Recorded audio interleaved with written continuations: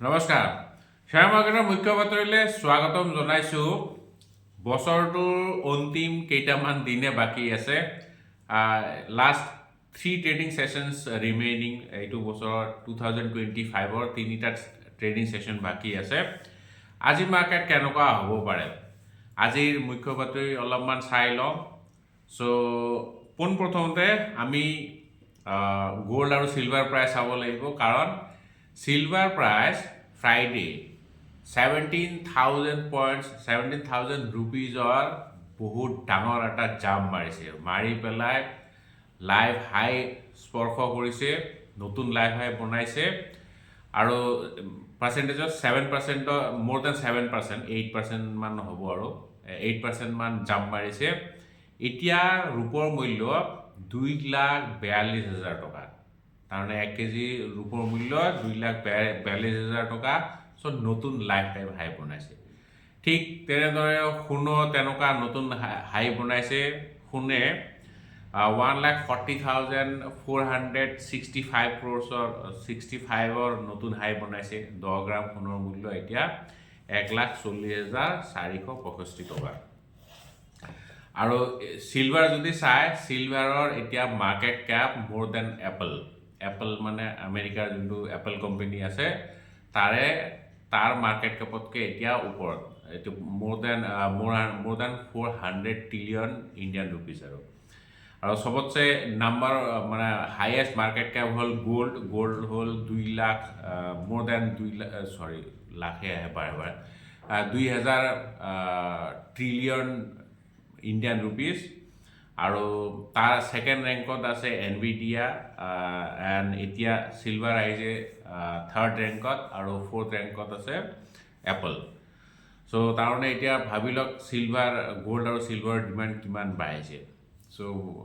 ওয়াৰ্ল্ডছ মানে থাৰ্ড ৰেংকত আছে silver reserve এতিয়া সিলভাৰৰ মাৰ্কেট ক্যাপ সো যিয়ে নহয় এইটো এটা নতুন নিউজ হয় কিন্তু এইটো লেভেলত এতিয়া কোন ৰূপ বাই কৰিব পাৰি নে নাই হেতুটো এটা ডিবেটেবল টপিক হয় ইয়াৰ ওপৰত বেছি কথা নাপাতাই ভাল ফ্ৰাইডেৰ ট্ৰেডিং সেশন অলপমান চাব লাগিব ইউএছ মাৰ্কেট কেনেকুৱা পাৰফৰ্ম কৰিছিলে নিউ ইয়াৰ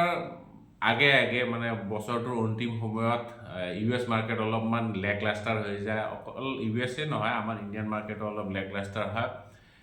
হেতু ফ্ৰাইডে ট্ৰেডিং সেশনত দেখা পোৱা গৈছে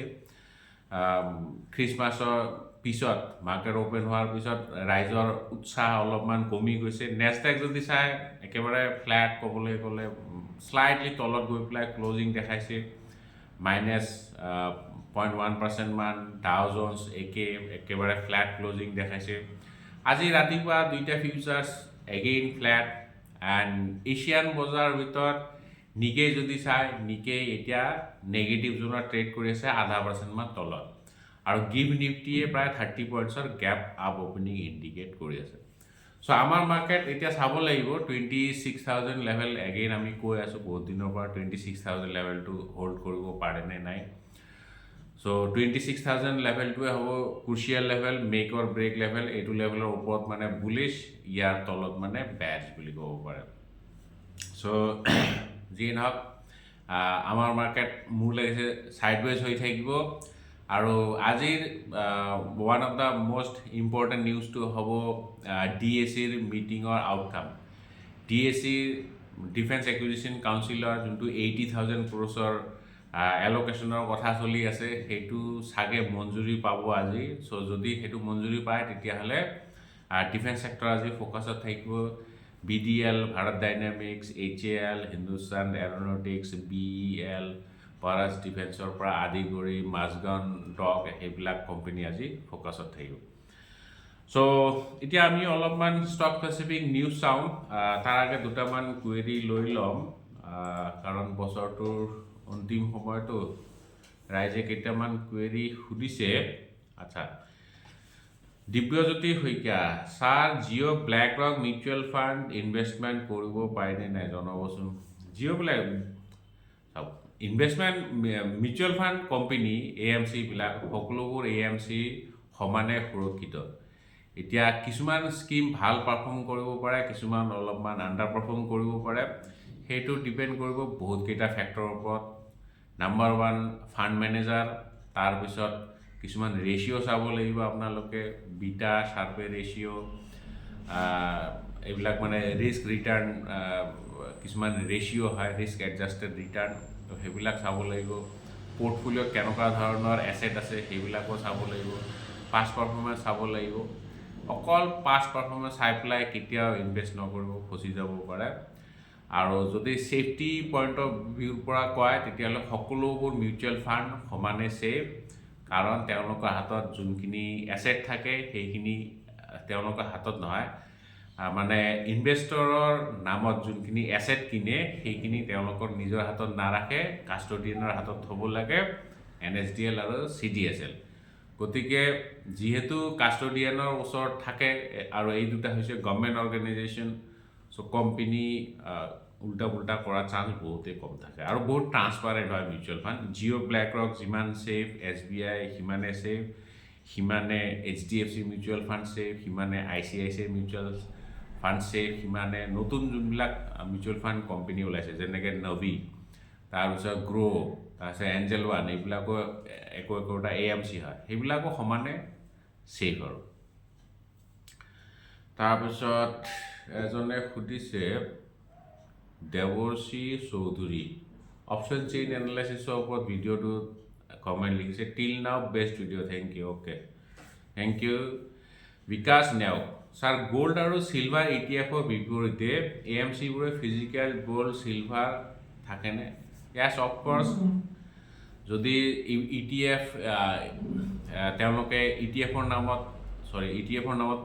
পইচা লৈছে ৰাইজৰ পৰা, মানে ইনভেষ্টৰৰ পৰা, তেতিয়াহ'লে তাৰ এগেইনষ্টত তেওঁলোকে ফিজিকেল গ'ল্ড আৰু চিলভাৰ কিনিবই লাগিব। আৰু এইবিলাক তেওঁলোকেও নিজৰ আণ্ডাৰত নাৰাখে, এইবিলাক ভল্টত থৈ দিয়ে, মানে কাষ্টডিয়ানৰ হাতত থ'ব লাগিব, নিজৰ হাতত ৰাখিব নোৱাৰে ফিজিকেল গ'ল্ড।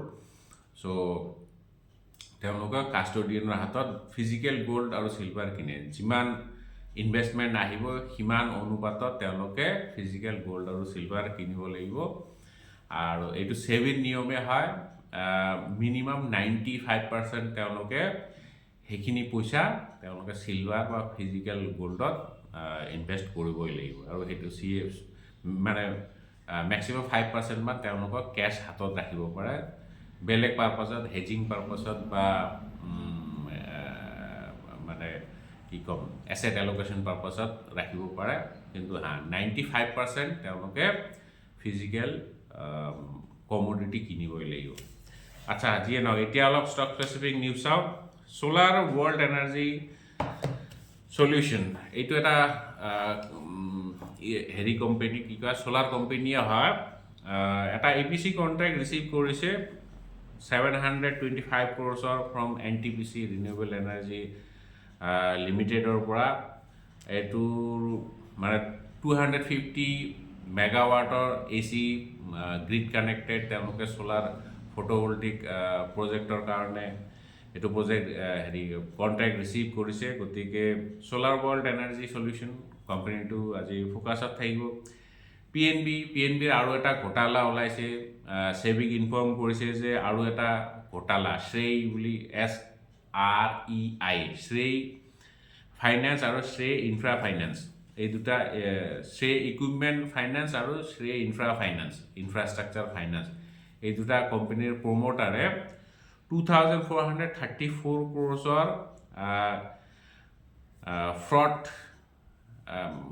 কি কয়, ফ্ৰড কেছ তেওঁলোকে RBIক জনাইছে। তাৰমানে এগেইন ওৱান মোৰ ফ্ৰড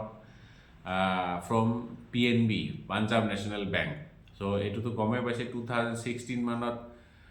বিজয় মালিয়াটো পলাই গ'ল 9,000 crores ফ্ৰড কৰি পেলাই। তাৰপিছত মেহুল চক্সী 13,000 crores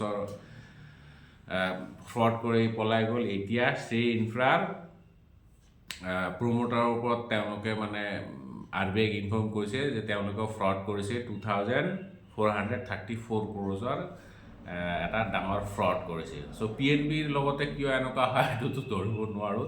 এগেইন তাৰমানে PNBৰ লগত ফ্ৰড হৈছে। আৰু এইটো এটা মোটামুটি ডাঙৰ এমাউণ্টে হয়। টাইমেক্স গ্ৰুপ চাব লাগিব। টাইমেক্সটো গমেই পায়, এইটো লাক্সাৰী ৱাচ মেকাৰ হয়। তেওঁলোকে 4.47% ষ্টেক বিক্ৰী কৰিবলৈ গৈ আছে OFSৰ জৰিয়তে আৰু এইটো ডিলত OFSত তেওঁলোকে 45.0 লাখ শ্বেয়াৰ 09 লাখ শ্বেয়াৰ তেওঁলোকে বিক্ৰী কৰিব আৰু এমাউণ্টটো হ'ব মানে প্ৰাইচটো হ'ব 275 rupees পাৰ শ্বেয়াৰ আৰু OFSটো 29 আজি আৰু কাইলৈলৈকে খোলা থাকিব বিক্ৰান ইঞ্জিনিয়াৰিং এইকেইদিন নিউজত আহি আছে ডেইলি কিমান হয় কিবা অৰ্ডাৰ ৰিচিভ কৰি আছে 23rd ডিচেম্বৰত এটা অৰ্ডাৰ ৰিচিভ কৰিছে 2035 crores তাৰপিছত 25th ডিচেম্বৰতো এটা অৰ্ডাৰ ৰিচিভ কৰিছে 400 প্ৰায় 60 crores কালি এগেইন আৰু এটা অৰ্ডাৰ ৰিচিভ কৰিছে মানে LOA ৰিচিভ কৰিছে letter of acceptance from MP Urja Vikas Nigam লিমিটেডৰ পৰা আৰু এইটোও তেওঁলোকে solar power grid connected AC solar power জেনেৰেশ্যনৰ কাৰণে এটা কন্ট্ৰাক্ট ৰিচিভ কৰিছে PV প্ৰজেক্ট হয় তো ভিক্টৰিয়ান ইঞ্জিনিয়াৰিং এগেইন ফ'কাছত থাকিব এইটো খালি এমাউণ্টটো কিমান সেইটো মেনশ্যন কৰা নাই বাট এইটো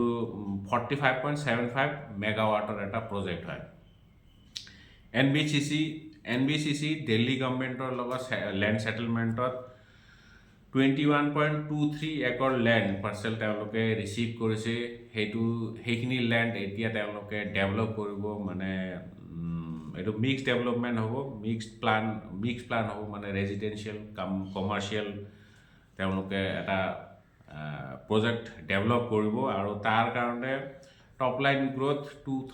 8,500 crores হ'ব পাৰে মানে ইমানখিনি ৰেভিনিউ অহাৰ চান্স আছে কোফৰ্চ নিউজত থাকিব কাৰণ বোৰ্ডে ফাণ্ড ৰেইজৰ কাৰণে এপ্ৰুভেল দিছে $550 million আৰু কোম্পানীটো আৰু এটা কাৰণত ফ'কাছ থাকিব কোম্পানীটোৱে 17,032 crores দি পেলাই এটা এনকোৰা বুলি কোম্পানী একুৱায়াৰ কৰিবলৈ গৈ আছে আৰু এইটো এডভেন্ট ইণ্টাৰনেশ্যনেলৰ পৰা এইখিনি ডিল তেওঁলোকে কৰিব চ' গতিকে কোফৰ্চো আজি ফ'কাছত থাকিব আচ্ছা যিয়ে নহওক আজি মুখ্য বাতৰিত ইমানে কাইলৈ আমি আকৌ লগ পাম জয় আই অসম